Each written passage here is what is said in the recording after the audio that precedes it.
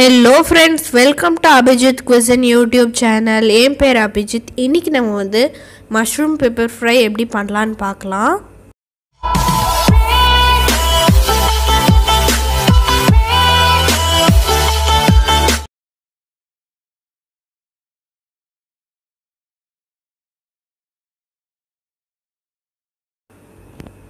Mushroom எடுத்துட்டு ஒரு tissue பேப்பரில் அது மேலே இருக்கிற அழுக்கெல்லாம் நம்ம தொடச்சி எடுத்துக்கணும். நம்ம தண்ணி வச்சு கழுவுனோன்னா நிறைய மாய்ஸ்சர் அப்சர்வ் ஆகிடும். ஸோ அதனால தான் நம்ம டிஷ்யூ பேப்பர் வச்சு துடைக்கிறோம். இந்த மாதிரி நல்லா தொடச்சி எடுத்துக்கோங்க.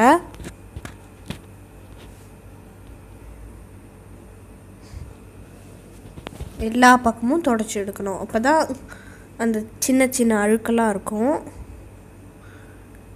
இந்த மாதிரி எல்லாத்துக்கும் நான் அழுக்கு எடுத்து வச்சுருக்கேன். இப்போ இதை நம்ம வந்து அழகாக ஸ்லைஸ் பண்ணோம். இது வந்து ரொம்ப தின்னாகவும் இருக்கக்கூடாது, ரொம்ப திக்காகவும் இருக்கக்கூடாது. இந்த மாதிரி அழகாக ஸ்லைஸ் பண்ணோம்.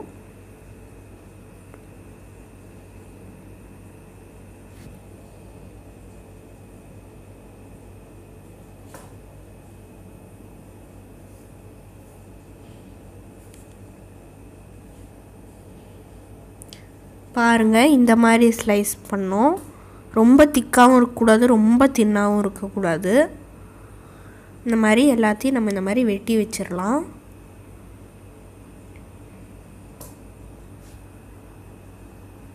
இப்போ ஒரு கடாயில் 3 டீஸ்பூன் எண்ணெய், இது நார்மல் எண்ணெய் தான்,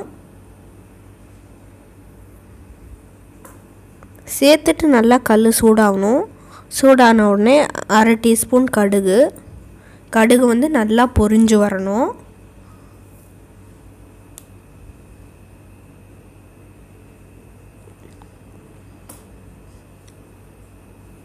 இப்போ இதில் 1/2 டீஸ்பூனை விட குறைவாக சீரகம், 1/2 டீஸ்பூன் சோம்பு, 2 மீடியம் சைஸ் வெங்காயம். இதை வந்து பொடி பொடியாக நறுக்கணும். அப்போ தான் மஷ்ரூமோட ஒட்டிக்கும் இந்த வெங்காயம் வந்து நல்லா வதங்கணும். கொஞ்சம் கண்ணாடி மாதிரி இருக்கும் வெங்காயம், அந்த மாதிரி வதக்கிக்கணும். வெங்காயம் வதங்கிட்டு இருக்கும்போதே நம்ம தேவையான அளவு உப்பு சேர்த்துடலாம். 1/4 டீஸ்பூன் இஞ்சி பூண்டு பேஸ்ட், 2 பச்சை மிளகாய், காரத்துக்கு தகுந்த மாதிரி சேர்த்துக்கோங்க, 2 காஞ்ச மிளகாய், 1/4 டீஸ்பூன் மஞ்சள் தூள். இதை சேர்த்துட்டு மஞ்சள் தூளோட பச்சை வாசம் போகிற வரைக்கும் வதக்கிக்கலாம்.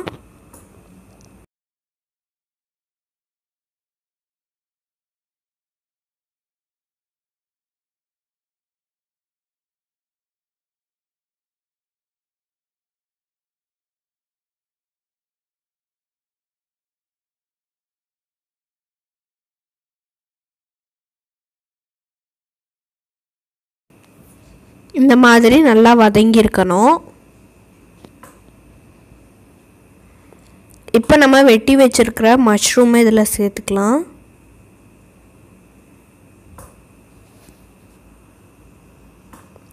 சேர்த்துட்டு இது நம்ம பொறுமையாக கலக்கணும். ஏன்னா மஷ்ரூம் சில நேரம் உடஞ்சிடும்.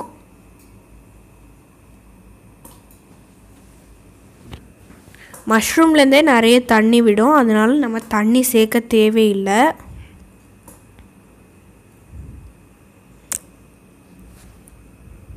இந்த மாதிரி நல்லா பொறுமையாக மிக்ஸ் பண்ணி விட்டுக்கோங்க.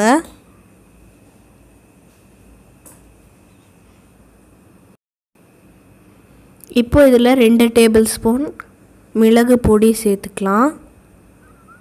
ஆல்ரெடி நம்ம வந்து 2 பச்சை மிளகா, 2 காஞ்ச மிளகா சேர்த்துருந்தோம். அதனால் காரம் உங்களுக்கு ஏற்ற மாதிரி பேலன்ஸ் பண்ணிக்கோங்க. இப்போ இதை சேர்த்துட்டு நல்லா மிக்ஸ் பண்ணிவிட்டு 2-3 நிமிஷம் நல்லா வதங்கணும். இப்போது மஷ்ரூம்லேருந்தே நிறைய தண்ணி விட்டுருக்கு பாருங்கள். சைஸும் கொஞ்சம் சின்னதாக இருக்குது. ஃபஸ்ட்டு இருந்ததுக்கும் இப்போ இருக்கிறதுக்கும் நிறைய டிஃப்ரென்ஸ் இருக்குது.